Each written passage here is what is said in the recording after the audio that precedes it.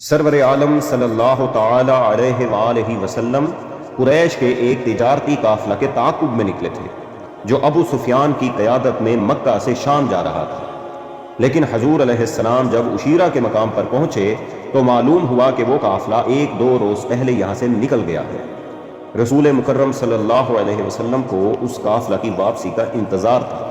جب اطلاع ملی کہ وہ قافلہ واپس آ رہا ہے، ابو سفیان کے علاوہ مکہ کے رئیسوں میں سے بہت سے اور لوگ بھی اس کے ہمراہ ہیں اور قافلہ کی حفاظت کے لیے 40 آدمیوں کا جتھا اس کے ہم رکاب ہے، تو رحمت عالم صلی اللہ علیہ وسلم نے مسلمانوں کو دعوت دی کہ اس قافلہ کے تعاقب کے لیے نکلیں۔ رسول اللہ صلی اللہ علیہ وسلم کی اس دعوت پر چند حضرات و ہم رکاب ہو گئے اور کچھ پیچھے رہ گئے۔ اس کی وجہ یہ تھی کہ صحابہ کرام کو یہ گمان بھی نہ تھا کہ جنگ تک نوبت آئے گی۔ ان حضرات نے یہی خیال کیا کہ قافلہ کے ساتھ 40 کے لگ بھگ محافظوں کا دستہ ہے، ان کو دبوچ لینا کوئی ایسا کام نہیں جس کے لیے سب مسلمانوں کا ساتھ جانا ضروری ہو۔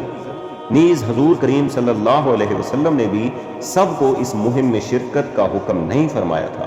حضور صلی اللہ علیہ وسلم کا ارشاد تھا، جس کی سواری حاضر ہے وہ تو سوار ہو جائے اور ہمارے ساتھ چلے، اور جن کی سواریاں وہاں موجود نہ تھیں بلکہ ان کی چراگاہوں میں یا زرعی فارموں میں تھیں، حضور علیہ السلام نے ان کا انتظار نہ فرمایا۔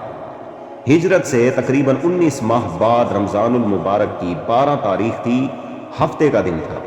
حضور کریم صلی اللہ علیہ وسلم اپنے 313 یا غالباً 315 جانثاروں کے ہمراہ مدینہ طیبہ سے روانہ ہوئے۔ مسلمان لشکر کے پاس سواری کے لیے ایک گھوڑا اور 80 اونٹ تھے، باقی مجاہدین پا پیادہ تھے۔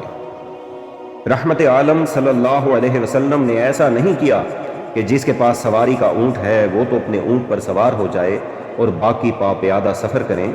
حضور علیہ السلام نے ہر 3 صحابہ کے لیے ایک ایک اونٹ مقرر فرما دیا اور اپنے اونٹ کو بھی اپنی ذات کے لیے مخصوص نہیں فرمایا، حالانکہ امت کے نبی، امت کے امام، لشکر کے کمانڈر ان چیف، لشکر کے چیف کی حیثیت سے حضور علیہ السلام اپنے اونٹ کو صرف اپنی سواری کے لیے مختص فرماتے تو کسی کو بھی اعتراض نہ ہوتا۔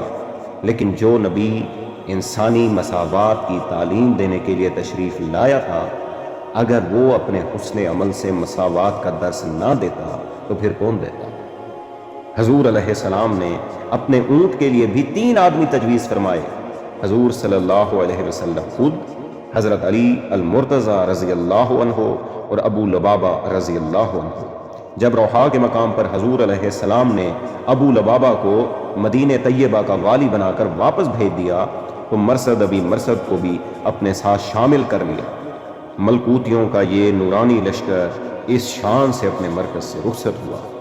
حضور علیہ السلام جب اپنی باری کی مسافت طے کر چکے اور اترنے لگے تاکہ دوسرا ساتھی سوار ہو تو دونوں جانثار صحابیوں نے عرض کی، یا رسول اللہ صلی اللہ علیہ وسلم، ہماری باری بھی حضور صلی اللہ علیہ وسلم ہی سوار رہے۔ ہمارے لیے اس سے بڑی خوش نصیبی کیا ہو سکتی ہے کہ حضور صلی اللہ علیہ وسلم اونٹ پر سوار ہوں، نکیل ہمارے ہاتھوں میں ہو، اس کے پاؤں کی گرد اڑ رہی ہو، ہماری آنکھوں کا سرما اور چہروں کا غازہ بن رہی ہو۔ اے اللہ کے حبیب صلی اللہ علیہ وسلم، ہماری یہ مخلصانہ پیشکش ضرور قبول فرمائیے۔ اس رحمت عالم، نبی رحمت، شرف انسانی کے پیغمبر، مساوات انسانی کے داعی صلی اللہ علیہ وسلم نے فرمایا، اے میرے دوستو، تم دونوں نہ مجھ سے طاقتور ہو اور نہ یہ بات ہے کہ مجھے اجر کی ضرورت نہ ہو، صرف تمہیں اجر کی ضرورت ہو۔ سبحان اللہ۔ اب امیجن کیجئے کہ اپنے آقا علیہ السلام کا یہ ایمان افروز ارشاد سن کر صحابہ کرام کے کیف و سرور کا کیسا عالم ہو، ان کے ایمان کو کتنی جلا اور توانائیاں نصیب ہوئی ہوگی۔